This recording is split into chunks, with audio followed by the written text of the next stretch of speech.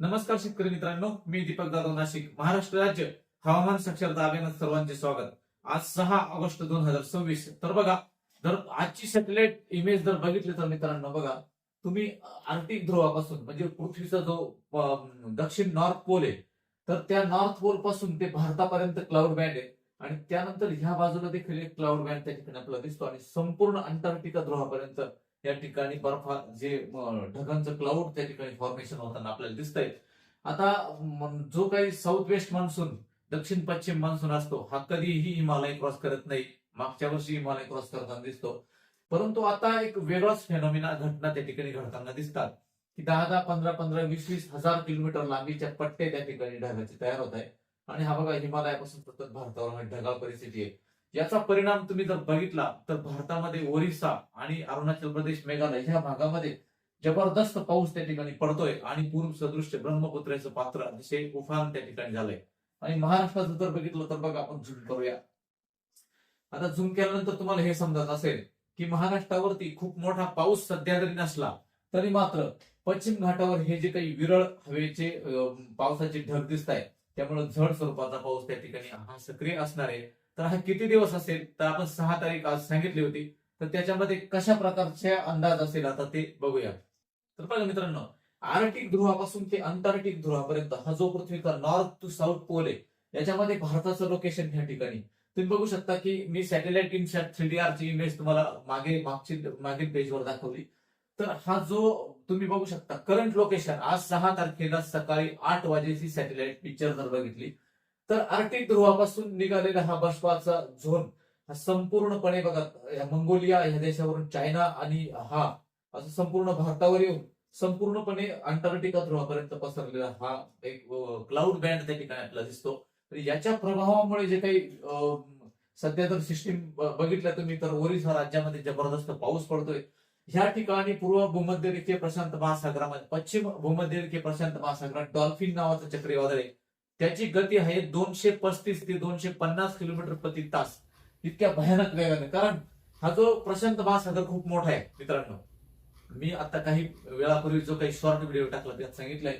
आणि त्या याच्यामध्ये त्या चक्रीवादळाला गती प्राप्त होण्यास वेळ भेटतो, त्या ठिकाणी भूभाग नसल्यामुळे. आणि इकडं बंगालच्या उपसागराकडे काय होतं, भूभाग असल्यामुळे तेवढं आपल्याकडे इतक्या इंटेन्सिफाय होईल असं चक्रीवादळ भारताकडे येत नाही.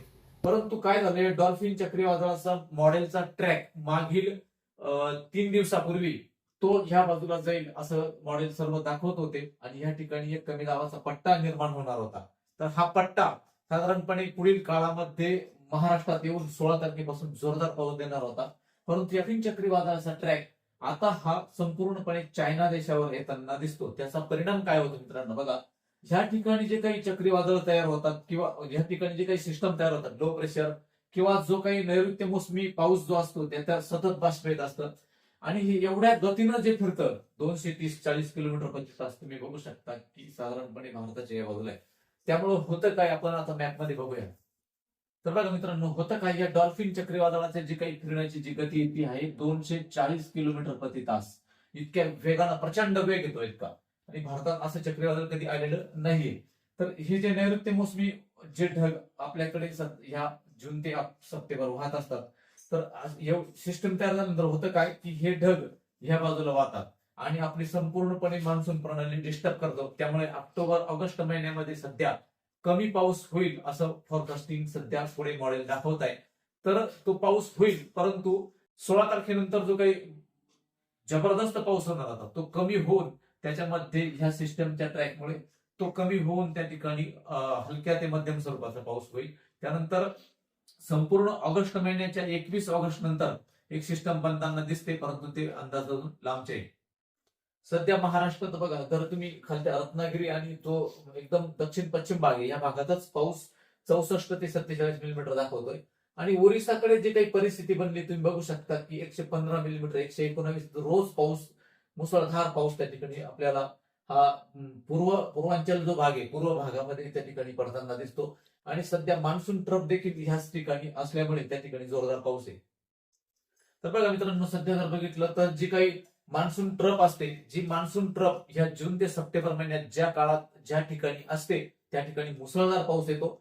तर मल्टिपल सायक्लोनिक सर्क्युलेशन सध्या दिसतात. पूर्व भारतावर एक एक बिहारच्या आणि उत्तर प्रदेशमध्ये, एक दिल्लीच्या आसपास, एक राजस्थानवर अशी मोठी ट्रफ त्या ठिकाणी बनलेली आहे आणि त्या ठिकाणी मुसळधार पाऊस जो आहे अति नुकसानकारक, अगदी मनुष्य हानी झाली असा पाऊस त्या ठिकाणी होतोय. आणि महाराष्ट्रावर सध्या तुम्ही बघता अरबी समुद्रातून ह्या लहरी किंवा हे जे काही बाष्प त्या ठिकाणी अशा पद्धतीने फिरताना दिसतं.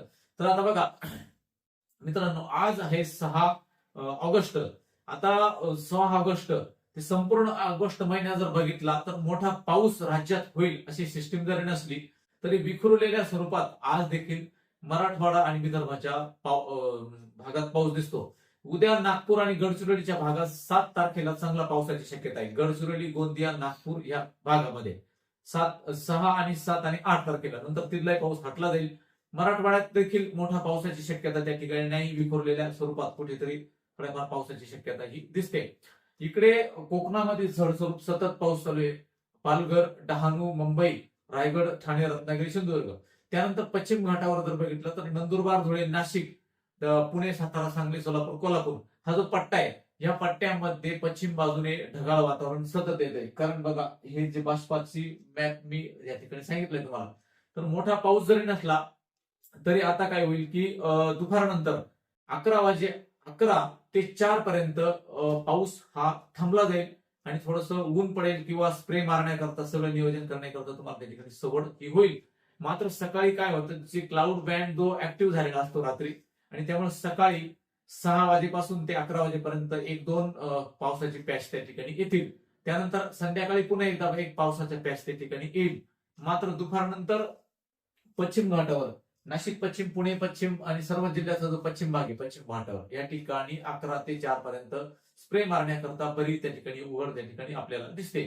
हळूहळू असं दिसतं की बघा, असं वाटत होतं की 2 तारखेला पाऊस कमी होईल, मॉडेल आधारित परत तो त्याच्यामध्ये वाढ होताना दिसते. नवीन नवीन सिस्टीम त्या ठिकाणी डेव्हलप होत असतात. त्यानंतर ते असं वाटलं होतं की 6 तारखेला होईल, परंतु आता असं दिसतं की 10 तारखेनंतर स्वच्छ प्रकाश त्या ठिकाणी ऊन भेटेल. परंतु पुढची जी सिस्टीम आहे ती 16-17 तारखेला थोडा पाऊस त्या ठिकाणी थोडासा ऍक्टिव्ह होताना दिसतो. आता देखील आज जर 6 तारखेला 7-8 ला नाही पण 9-10 ला थोडासा स्पेल, 1-2 स्पेल वाढतील. तितकासा मोठा पण 1-2 स्पेल त्या ठिकाणी पावसाचे वाढतील. त्यानंतर पाऊस हा अगदी ऑगस्टच्या 21 ऑगस्ट नंतर जी काही सिस्टीम मिळेल त्याचा आपण अंदाज ट्रॅक त्यानुसार आपल्याला देणार आहे. आणि सप्टेंबरमध्ये एमजेओ फेज येतोय किंवा इंडियन ओशन डायपोल पॉझिटिव्ह होतंय. कदाचित सप्टेंबरमध्ये शेवटचा स्पेल राज्याला चांगला देऊन जाणार आहे, हे अंदाज सगळ्यांनी लक्षात घ्या.